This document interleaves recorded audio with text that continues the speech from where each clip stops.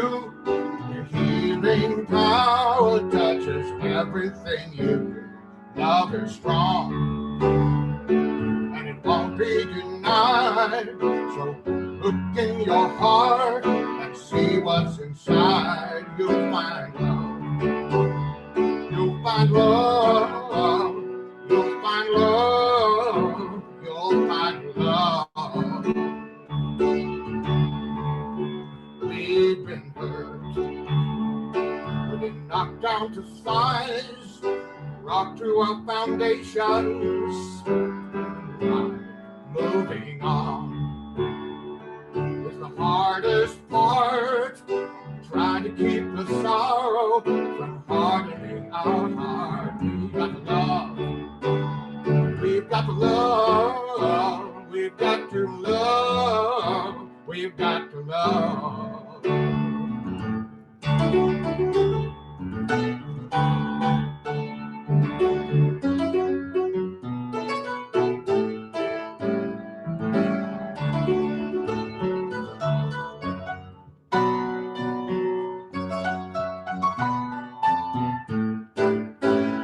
Some may say you got to show yourself strong, overpower others and prove them wrong. Muscle and might won't bridge this divide.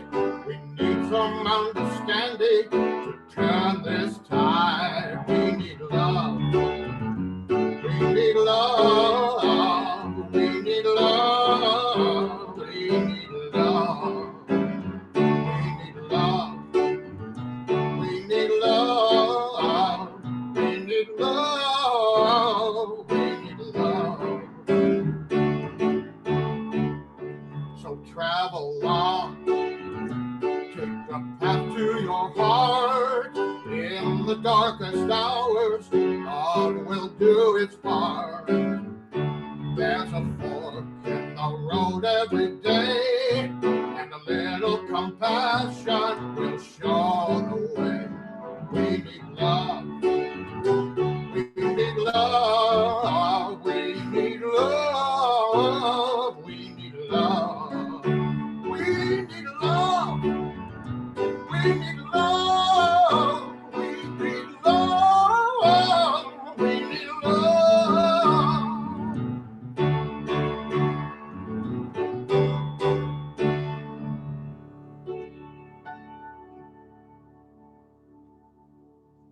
Awesome. Thank you so much for that beautiful welcoming song. My name is Heather. I am the MC here for our Unity of Tacoma, and I want to welcome all of you to our service today. We have an amazing speaker and musician set up for you. Our speaker today is Raphael. He is the leading voice in the world of emotional connection and present moment awareness. He's an author, he's a speaker, he is fantastic. We are so blessed to have him with us today. And then I'd also like to welcome our musicians today, Linda and Dallas. They are a fixture in this area as musicians for Unity around the sound. So welcome to both of you. Thank you so much for being here today. And I'd like to invite Raphael to give us a kind of an opening prayer. Pray us in. Absolutely. It's great to be here. Thank you so much. I'm going to share an invocation with you all today that is from this book, which many of you know, which is called Setting Your Heart on Fire. I wrote it back in 2003. And the invocation goes like this.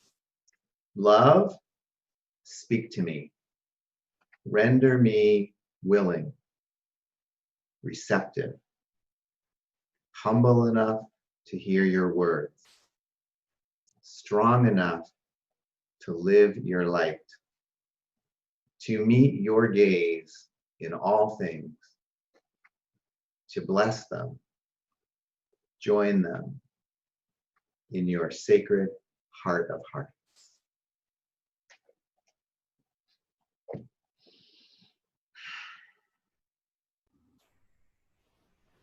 Okay. God believes in you. Okay.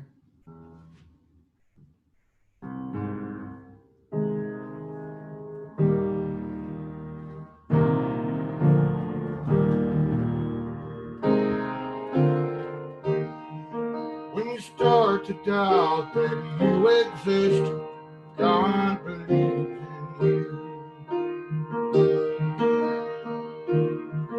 When you start to doubt that you exist, God believes in you.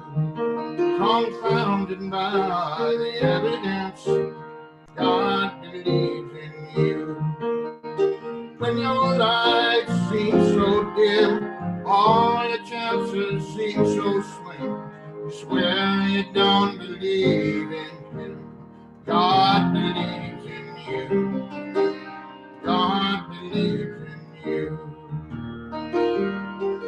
When you rise up just to fall again, God believes in you. Deserted by your closest friends, God believes in you. When you are betrayed with a kiss, turn your cheek to another fist. It does not have to end like this. God believes in you. God believes in you. Oh, everything matters if anything matters at all.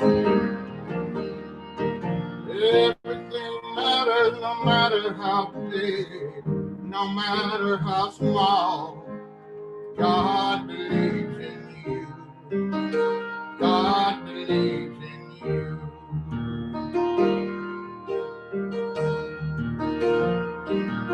When it's so shame that you could die, God believes in you. And you can do right even though you try. God believes in you. Blessed are the ones who grieve, the ones who mourn and the ones who weep. Sorrow you sow, but in joy you reap. God believes in you. God believes in you. Blessed are the ones who grieve, the ones who mourn and the ones who weep. In sorrow you sow, but in joy you reap. God believes in you. God believes in you. God believes in you.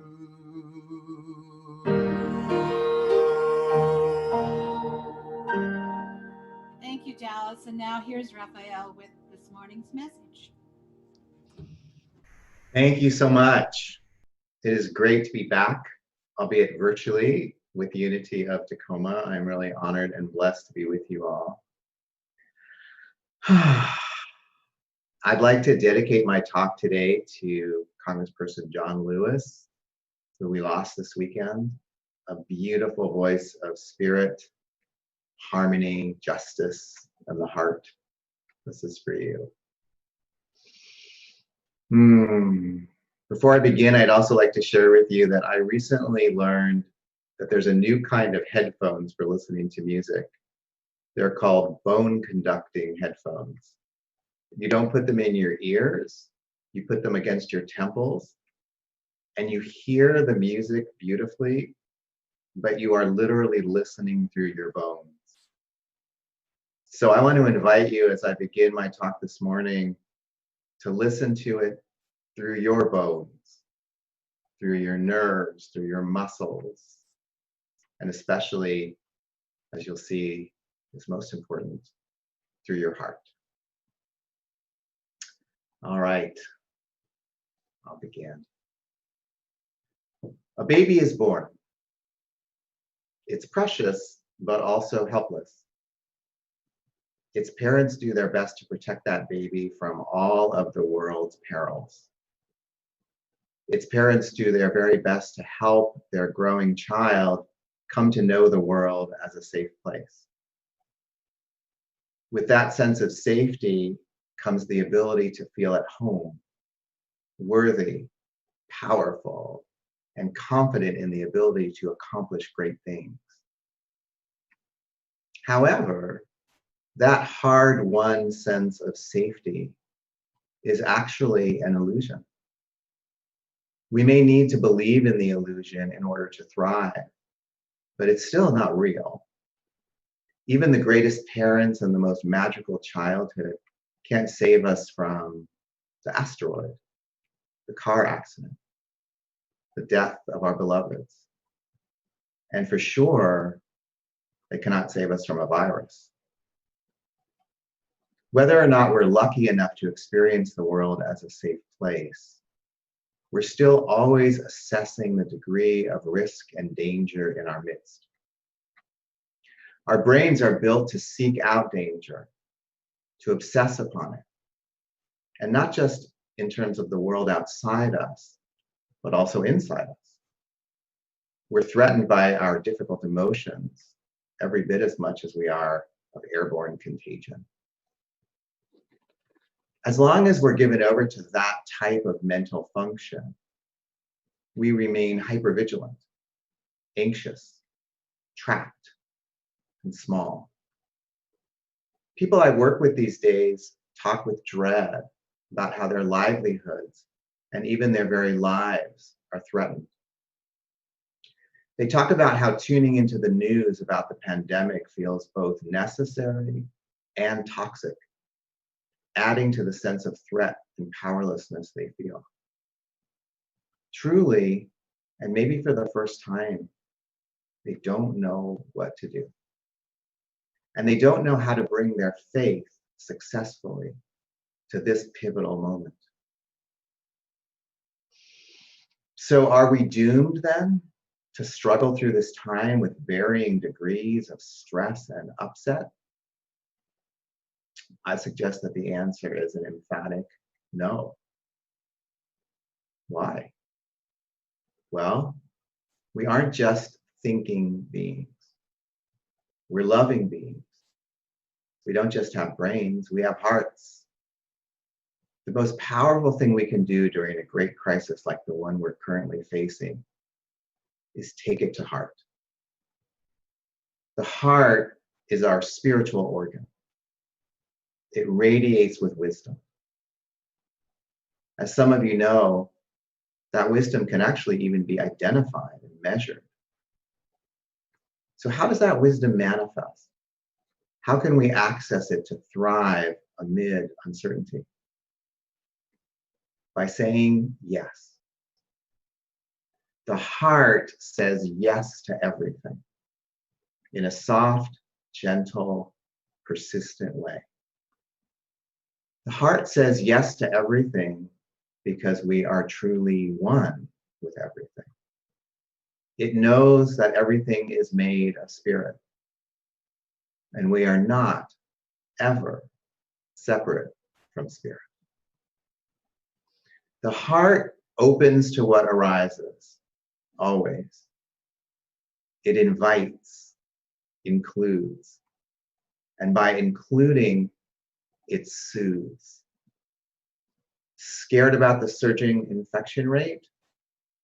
Where is that in the body? A tightness in the chest and shoulders? Yes. Let's welcome that. Breathe into it. Let our inhale bring space to what's stuck there, and our exhale to bring flow to help that dissipate. Yes to the fear that manifests as anxious loops of thought. Yes to the actual sensations of fear. And yes to the sigh that comes from such acceptance and brings us softly into renewed presence. The heart has a mantra.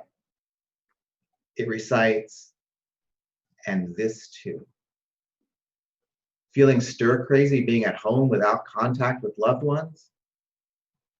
And this too. Not sure if your job is ever coming back? And this too.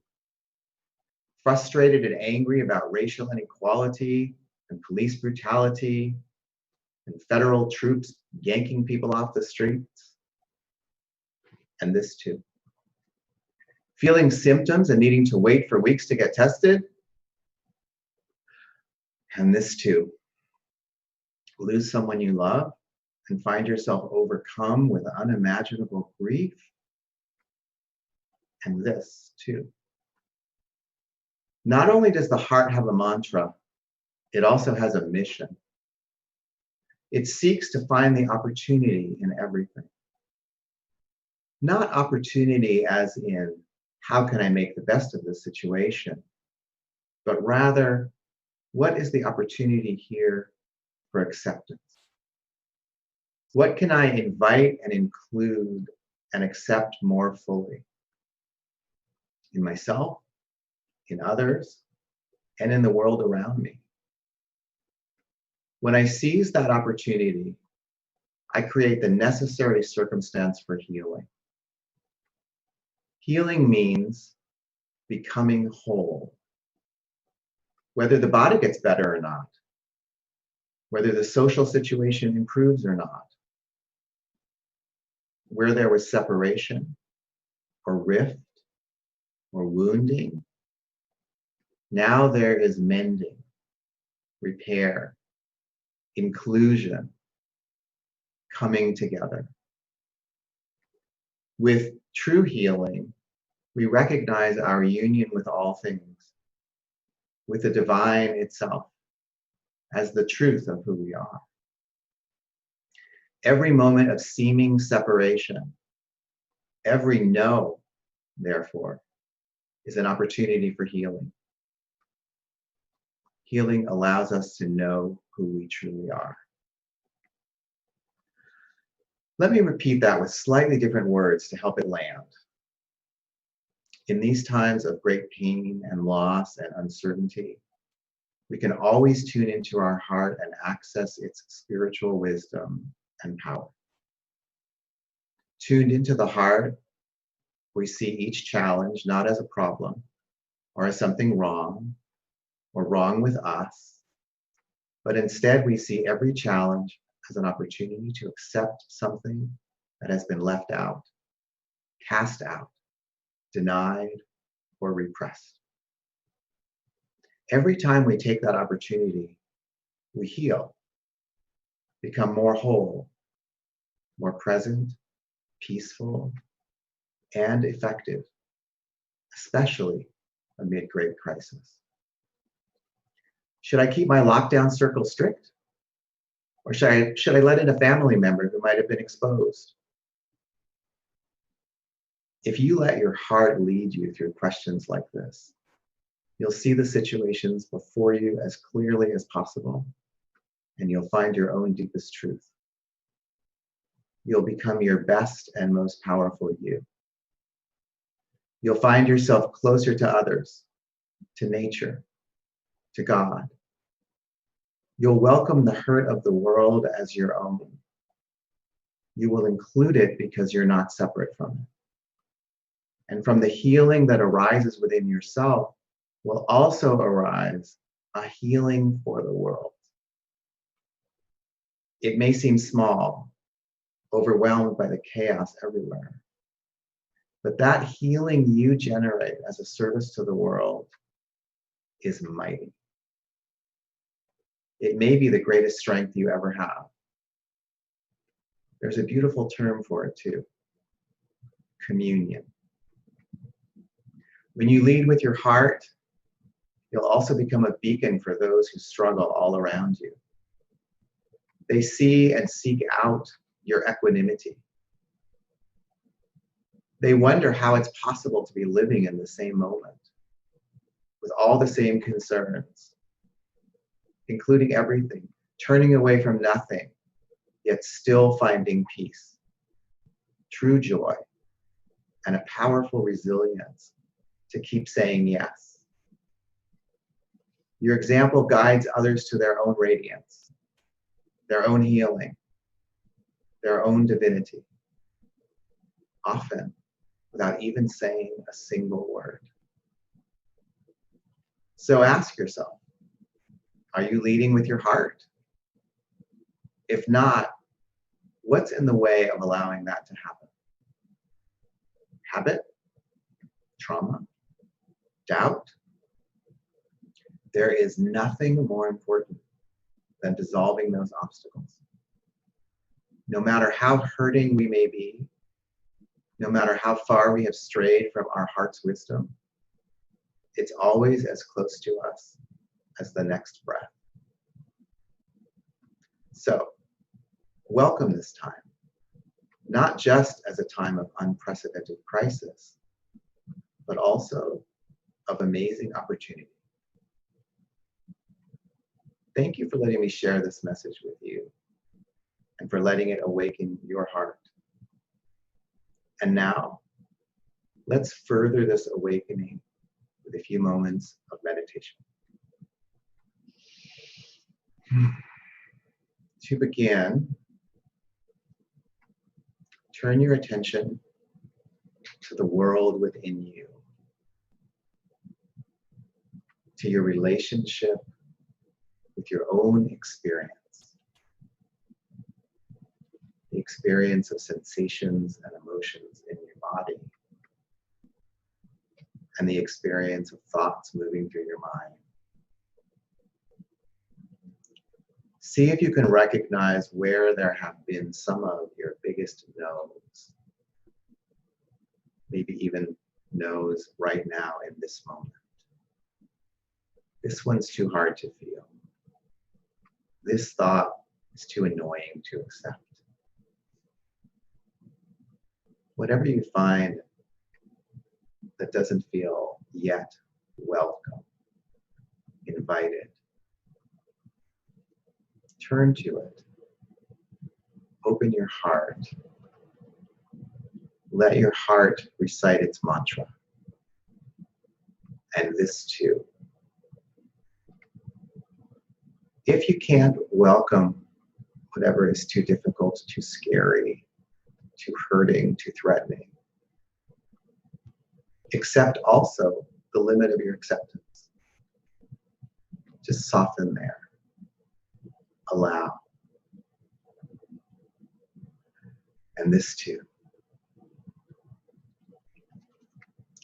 Next, I invite you to bring your attention to the relationship between you and those closest to you. Hopefully, you're offering love and connection and support to one another. But we're humans. We rub up against each other. Sometimes that chafes and hurts. So notice where in your most significant relationships right now you might be turning away with annoyance, with hurt. You might be creating shields of defensiveness. Whatever comes into your mind right now, see if you can use your heart. Let your heart lead you into an acceptance, a deeper acceptance of what's here. And this too. See if you can invite your relationships to deepen into the space of your heart. If you can breathe in acceptance, breathe out yes, and this too. And lastly, bring your attention to the relationship between you and the world at large. Everything that's happening around us, all of the tension and the turmoil and the not knowing, all of the unsettled experiences you have inside about what to do, who to trust, how to deal with so much noise and friction and confusion. Can you soften into all of that? Can you invite it into the fullness of your heart? Can you say, and this too? Not to make it all right, not to minimize the challenge or what we're being called toward, but can we let all of it be just as it already is? Can we start there from a place of soft, allowing acceptance so that we can go forward in alignment with our hearts, connected to all of the precious, deep, wise hearts around us. Can we say together in unison, and this too? Thank you.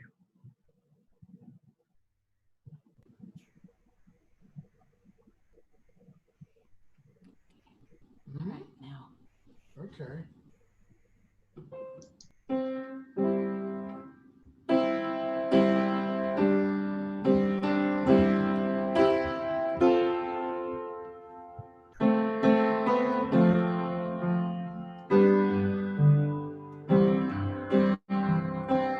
In this moment, in this place, I remember who I am, letting fear and worry fall away from me.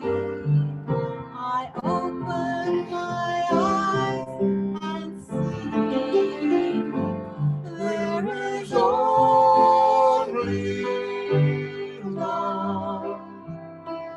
There is only love. Love that heals, love that sets us free. There is only love. When I lose myself, when it seems I've lost my way, when I go inside and quiet my mind, I can hear spirit gently say, there is only love. There is only love. Love that heals, love that sets us free. There is only love.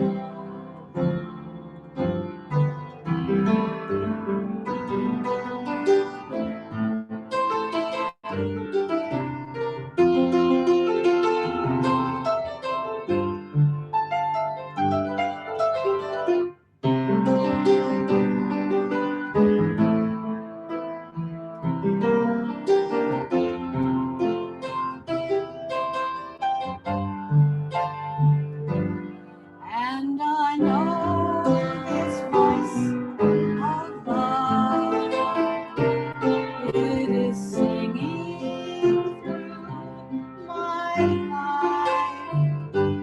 It is all I am, every part of me.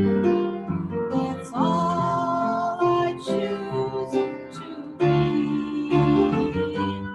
There is only love. There is only love. Love that heals, love that sets us free. There is only love. There is only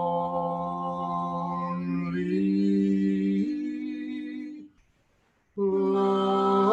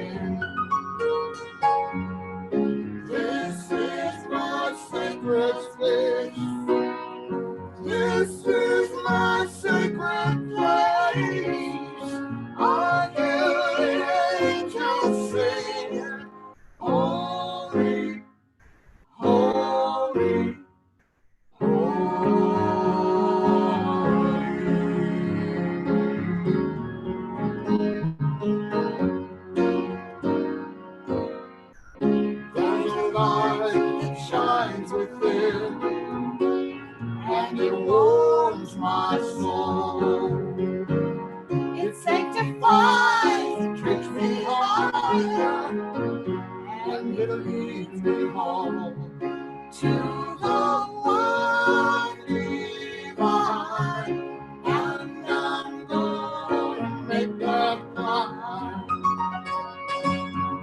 This is my sacred place. This is my sacred place. I hear angels singing, holy, holy,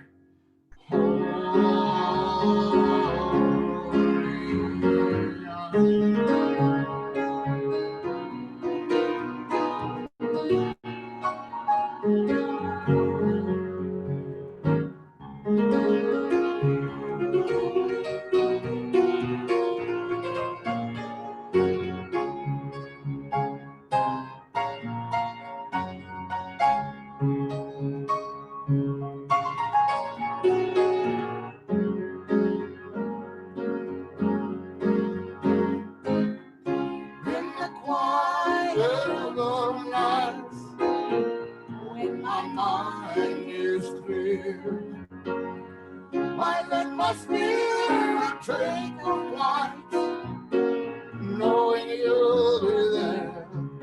And the angels' wings carry me in. This is my sacred space. This is my saving grace. I hear the angels sing, holy, holy. This is my sacred space. This is my saving grace. I hear the angels singing, holy, holy,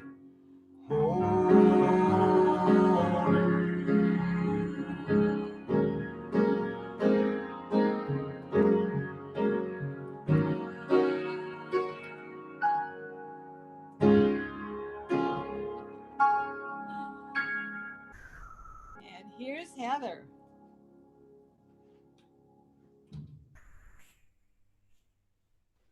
There we go.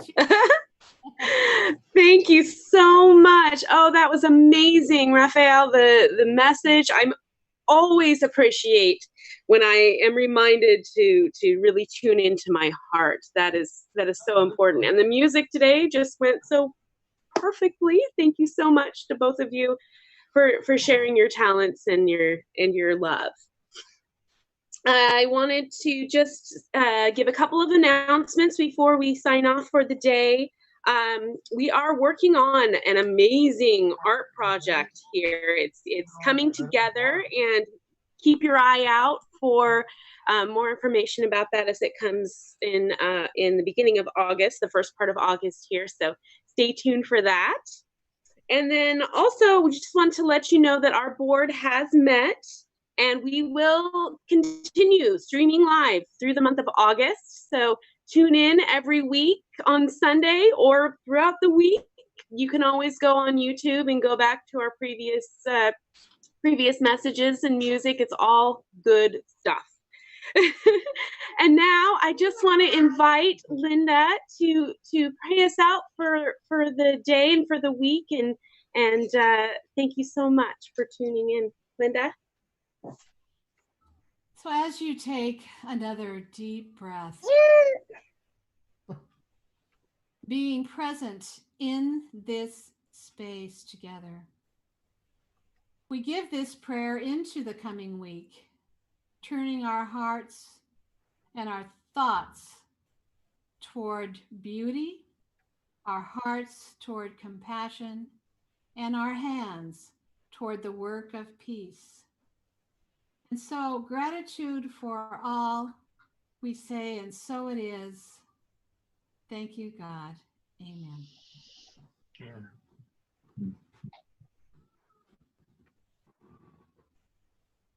That's it. That's the end. Uh-huh. We're gone.